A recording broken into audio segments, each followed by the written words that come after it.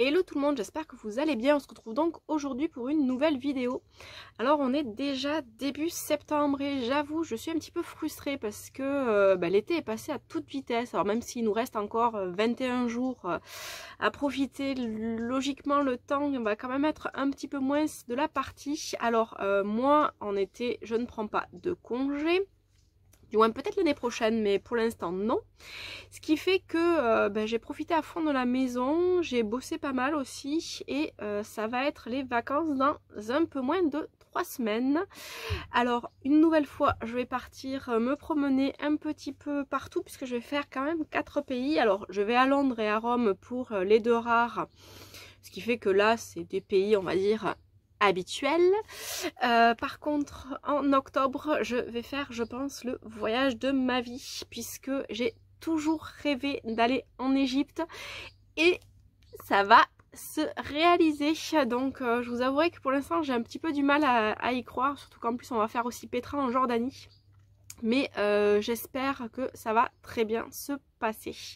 En tout cas, si jamais vous voulez suivre les photos de tout ça, je serai sur Instagram parce que pendant 15 jours par contre en octobre, je vais complètement couper le blog. Je vais, je pense, prendre vraiment 15 jours de vraies vacances et pour pouvoir vraiment en profiter. Bon, revenons un petit peu à la lecture. On va donc commencer par Ce qui fait battre nos cœurs de Florence Hinkel. Alors, c'est paru chez Syros, là sur le mois d'août, fin août. J'ai adoré l'histoire donc d'Esteban, notre héros qui pour sauver sa sœur est prêt à tout. Alors il faut savoir que c'est dans un monde un petit peu futuriste, même s'il n'est pas si éloigné que ça, puisque tout se passe en 2030. Et en 2030, on a le droit d'avoir des appareils pour remplacer des cœurs qui sont donc artificiels. Des cœurs, enfin, n'importe quel organe, sauf que si on n'a pas les moyens, on a du bas de gamme, forcément. Et Esteban va se battre contre ça et il va pour cela kidnapper une jeune fille qui elle est quasiment reconstituée à 100%, sauf que en même temps il va aussi kidnapper quelqu'un d'autre, 2 autres personnes. Ça va être une course contre la montre. C'est super bien écrit, les personnages sont vraiment très touchants. J'ai adoré l'alternance des points de vue qui nous permet justement de voir un petit peu ce que chacun d'entre eux pense et jusqu'au bout on se demande vraiment comment ça va se terminer et j'avais pas du tout vu venir une telle fin. Ensuite on va partir sur un thriller, donc Le labyrinthe des os de James Rollins. Alors faut savoir que donc c'est une aventure de la Sigma Force et de mémoire ça doit être le 15, 16, 17e, quelque chose comme ça. Alors chaque tome est indépendant, peut être lu indépendamment. Je crois que j'en suis à 3 de lus, quelque chose comme ça, 3 ou 4. Et j'ai beaucoup aimé retrouver les personnages.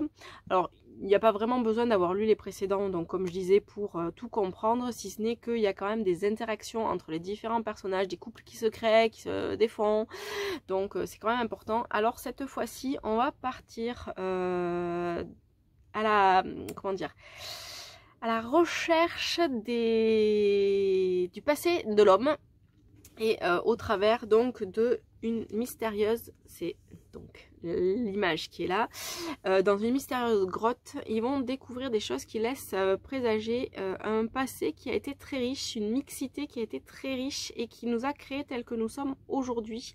Alors forcément, il y en a qui veulent pas que ça se sache, forcément il y en a qui veulent que ça se sache, et forcément c'est la guerre.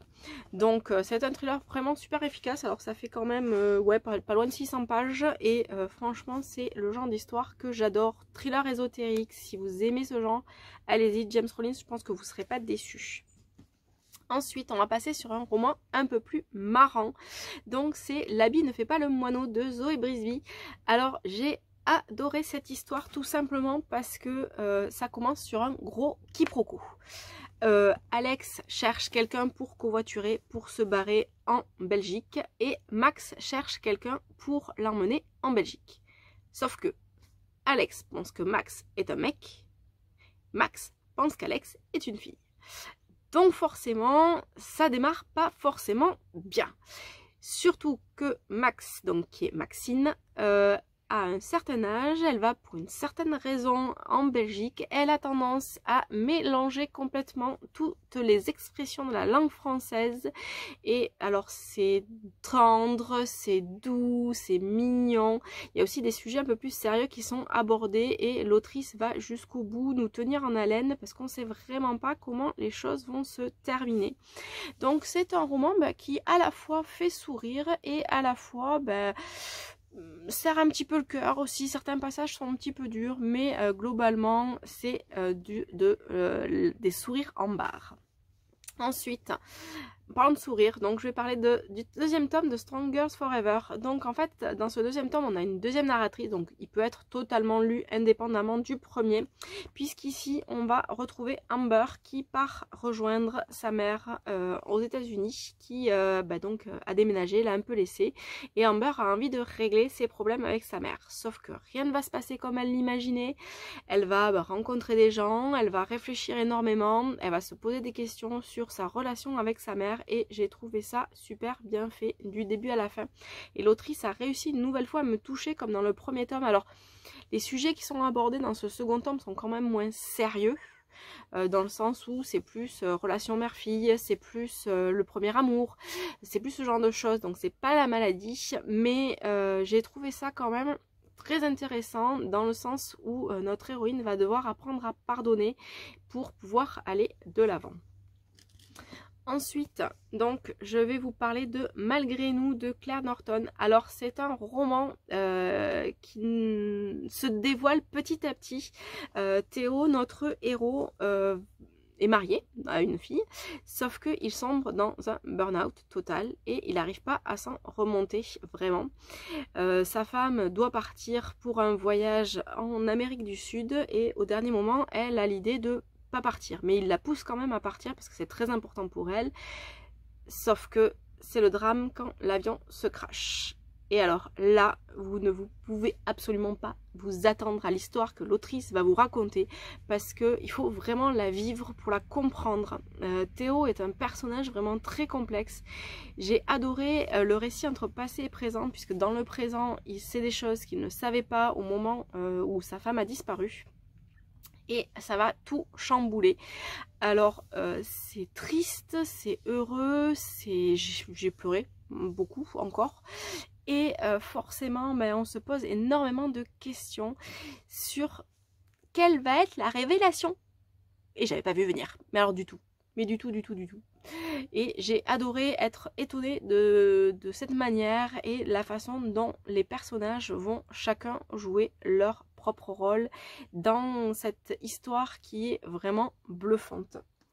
Et pour finir, je vais inaugurer, donc si j'arrive à les attraper, parce qu'évidemment j'ai pris la pile, je vais vous parler maintenant aussi dans mes vidéos des BD que j'ai préférés. Et je ne pouvais pas terminer, donc enfin commencer le mois de septembre sans vous parler de la saga Les Beaux Étés de Zidrou et Lafèbre. Donc c'est une saga que j'aime particulièrement pour le côté famille, le côté vacances et inévitablement la façon dont on prend le soleil avec la famille Faldelro. Oui, j'arrive jamais à le prononcer, hein, alors voilà. Avec la famille qui est donc qui sont les personnages principaux de cette aventure. Donc on va aller dans le passé, comme vous pouvez le voir. À chaque fois, il y a la date donc qui est l'année à laquelle est consacré le roman et la BD pardon. Et j'ai trouvé ça vraiment génial. Donc j'avais déjà lu l'été dernier les 4 premiers si je ne m'abuse et j'ai découvert cette année donc ce tome 5 et franchement il faut vraiment les rencontrer pour l'humour, pour le côté famille et pour tout ça. Voilà pour les romans, donc livres aussi dont je voulais vous parler aujourd'hui. Je vous dis à très bientôt. Bye bye.